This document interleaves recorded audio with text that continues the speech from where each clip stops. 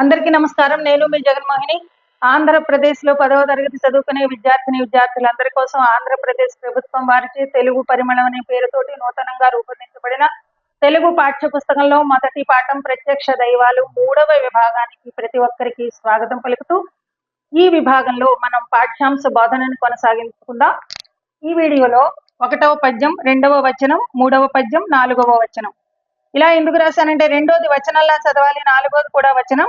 1, 3 పద్యాలు, వీటి భావాలు, వీటి గురించి మనం తెలుసుకుందాం. ధర్మవ్యాధుడు కౌశికుణ్ణి వాళ్ళ ఇంటికి తీసుకెళ్ళాడు. అక్కడ ఏం చెప్తున్నాడో చూద్దాం. ఏ నిమ్మైనుత్తమ విజ్ఞానోన్నతి వడయుటకు నిజంబగు మూలంబైనది గలదొక ధర్మము భూనుతయది నీకు దృష్టముగా నెరిగింతున్. భూనుత అంటే అర్థం ఏమిటి? భూనుత భూమి అందలి జనుల చేత పొగడబడిన వాడా. భూమి అందలి జనుల చేత పొగడబడిన వాడా.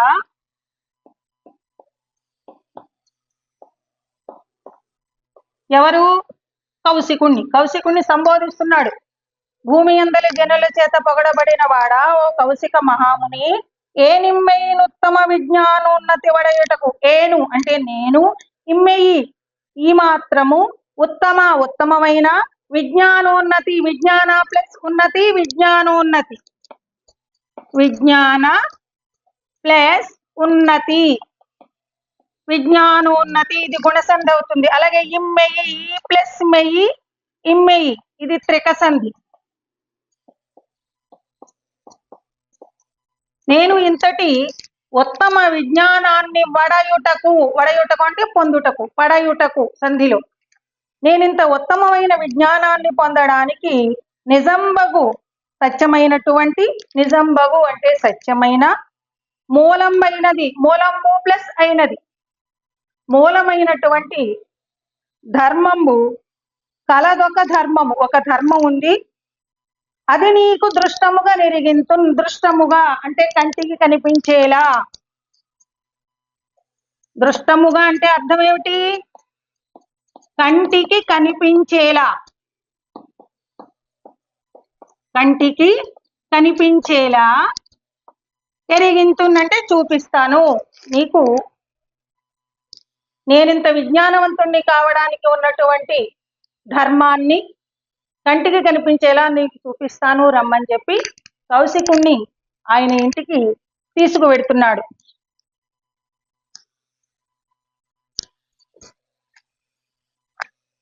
వచనం చూడండి. రెండవది, అభ్యంతర గృహంబునుకు రమ్మని అతని దోడ్కొని చని మనోహరంపై చతుశాలంపై వివిధ సౌరభ సంవాసితంపైన హర్మ్యంబునందు మహితాసనాసీనులైన వారిందర జననీ జనకుల నభిమతాహార పరితోషులం పరమాంబరాభరణ గంధమాల్యాలంకృతమూర్తులను అతనికి చూపి తానును దత్పాద ప్రణామంబు చేసి వారల కుశలం బడిగిన నా ఇరువురు పుత్రునికిట్లనిరి.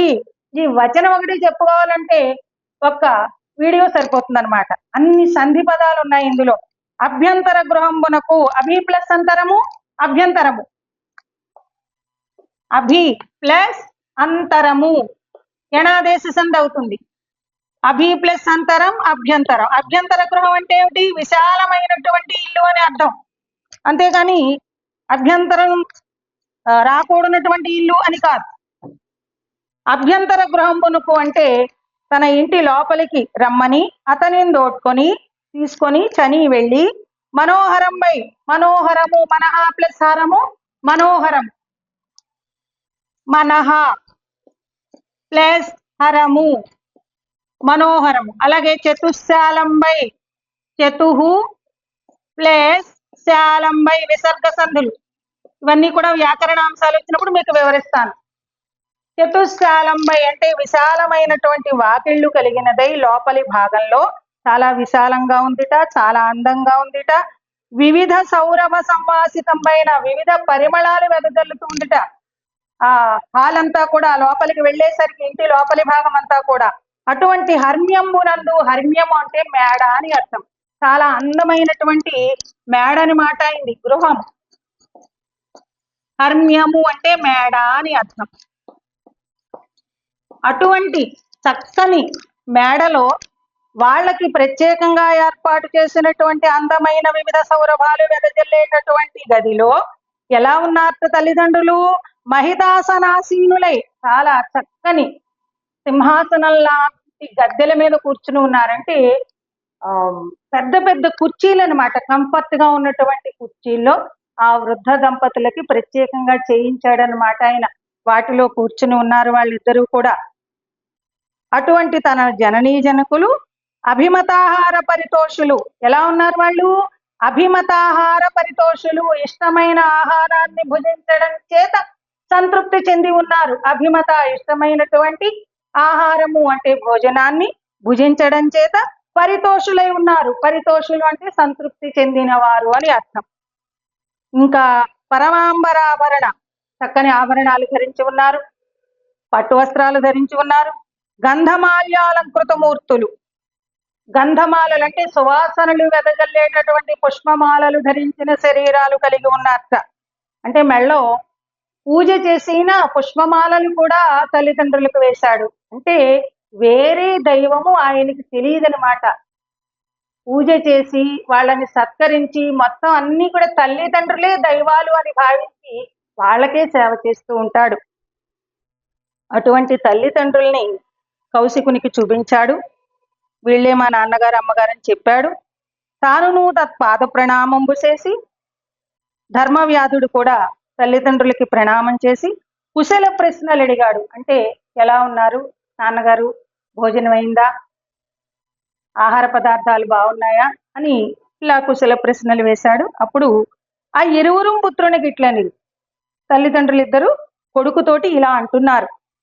అన్న కుమార నీ ఎట్టి సత్పుత్రుండు గలుగ మాకేమిట గడమ చెప్పుమ, నీచేయు ధర్మంబ నీకు దోడయ్యడు వరమాయురర్ధ సంపదలు గనుము, నీ చరిత్రంబున నిఖిల వంశము విస్తృతమయ్యే మానుష దేహమేల ధరించితో గాని తత్వమారయ వరదేవత వీవు సందేయము వలదు, వాంగ్మన కర్మముల పితృవత్సలత్వమొక్క రూపుగ జలుపుచునున్న ఎట్టి సద్గుణాకరు నిన్నెన్ని జామదజ్ఞునొకని నెన్నంగదగుగా కయరులు గలరే.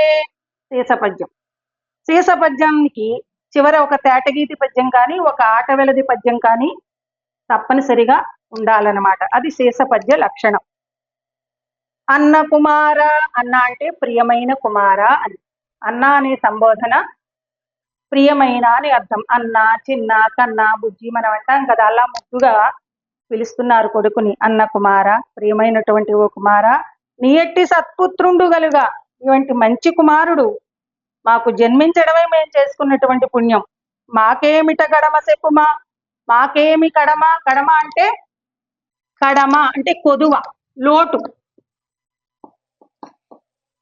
కడమ అంటే లోటు అని అర్థం. మాకేమిటయ్యా లోటు, నీ వంటి పుత్రుడు మాకుండగా. నీచేయు ధర్మంబ నీకు తోడయ్యడు పరమాయురర్ధ సంపదలుగను, నీ ధర్మమే నీకు శ్రీరామ రక్ష, చిరాయుష్యు కలిగి మా ఆయుర్దాయం కూడా పోసుకుని సకల సంపదలతోటి వర్ధిల్లు నాయనా అని దీవిస్తున్నారనమాట. నీ చరిత్రంబున నిఖిల వంశము పవిత్రితమయ్యే, నీ చరిత్రంబున, చరిత్ర అంటే ఇక్కడ ప్రవర్తన అని అర్థం. నీ చరిత్రంబున అంటే నీ వలన, నీ ప్రవర్తన వలన, నీ ధర్మవర్తన వలన,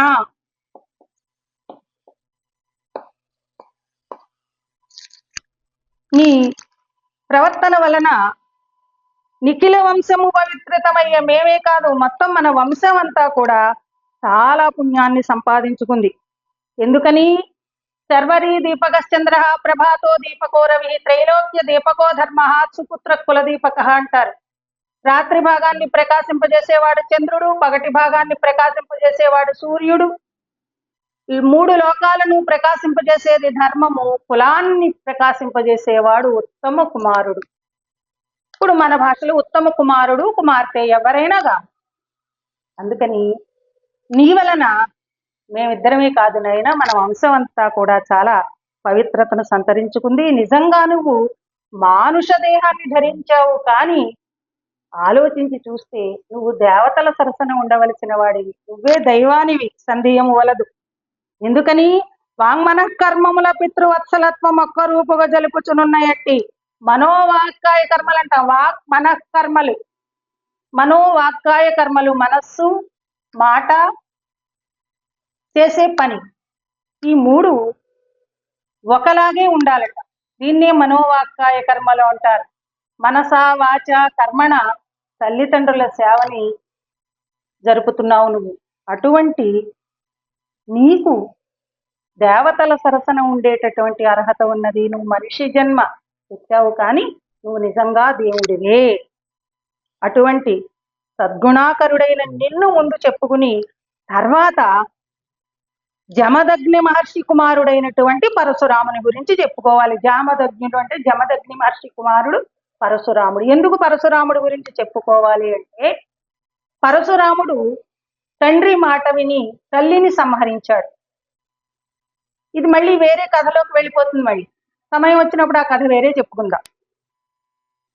తర్వాత తండ్రి చాలా ఆనందపడి, నేను చెప్పిన మాట విన్నావు నువ్వు, నీకేం వరం కావాలో కోరుకో అంటే, నాకు ఏ వరాలు వద్దు, మీ మాట విని నా తల్లిని సంహరించాను కాబట్టి మళ్ళీ నాకు నా తల్లిని బ్రతికించి ఇవ్వండి అని కోరుకుంటాడు. ఆ రకంగా తల్లిదండ్రులు ఇద్దరినీ కూడా అతి ప్రేమగా చూసుకున్నటువంటి వ్యక్తి పరశురాముడు అన్నమాట చరిత్రలో.